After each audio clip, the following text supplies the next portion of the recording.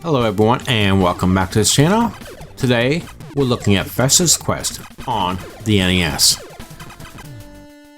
Fester's Quest was released on the NES by Sunsoft in 1989.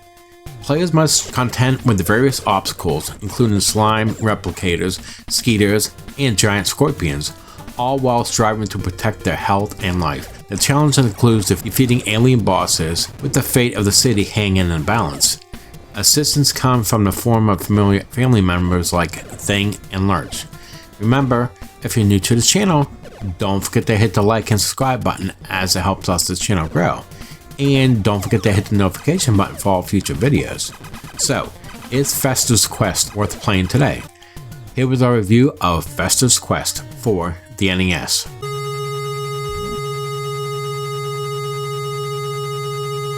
One night, Fester sits in his chair under the moon, sipping a drink. As Fester is relaxing, a UFO passes above the city of the Addams family lives in, so the UFO begins to abduct the residents of the city. Somehow, the Addams family was not captured. So Fester sets off to exterminate the aliens, their leaders, and save the townspeople. And there is a brief cutscene at the beginning of the game to explain the story, and it looks pretty good.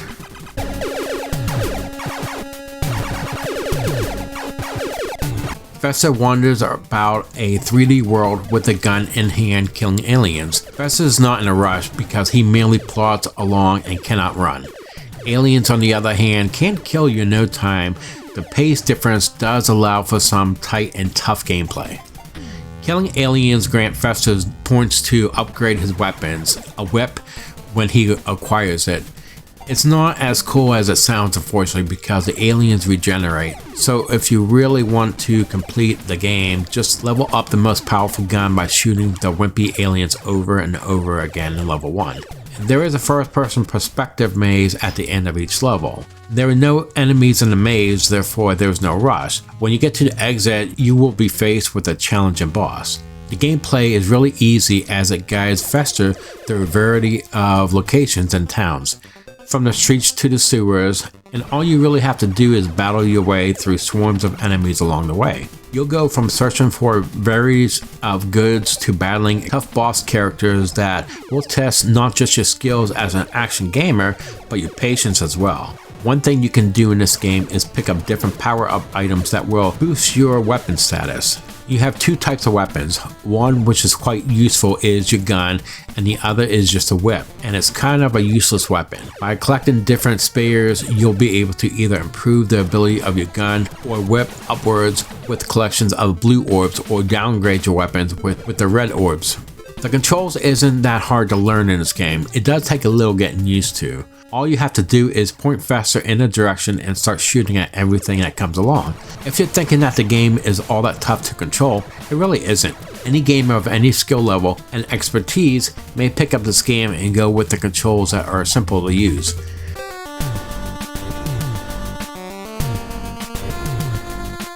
There is nothing spectacular about the graphics. The background designs to the game are basic, and most of them are just plain backgrounds, such as streets with trees, buildings, enemies, etc. But they still have some advantages to them. I personally enjoy the dark aspects of the sewers. It looks really nice. Enemy designs are nothing too impressive in the game, but they do look pretty decent.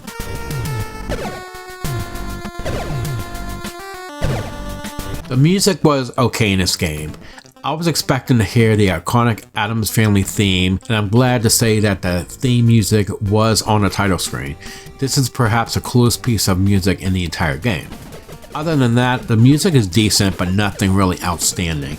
I like the music that plays when you initially start the game, and the music that plays in the sewers is very wicked. I love that slow, melodramatic theme.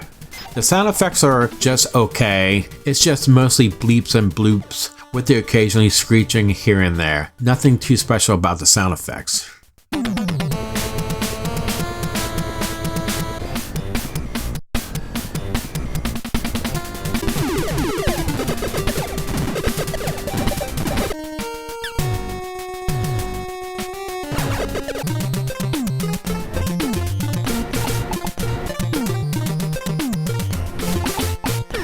So, is Fester's Quest worth playing today? Overall, Fester's Quest is one of the most interesting games published on the NES, but not necessarily one of the best. It's a nice game with a fair lot of enjoyment factor, but it's not going to blow your mind away with anything fancy. Fester's Quest is basically an average game with decent visuals, music, and sound effects, and a basic gameplay system that is kind of fun but worth a day or two of playing. This is a decent game, but it's obviously nothing remarkable. I did have fun with this game, and I would recommend this. Fester's Quest for the NES is getting a 7 out of 10. What did you think about Fester's Quest for the NES? Please leave comments below to share your thoughts. That would do it for this episode.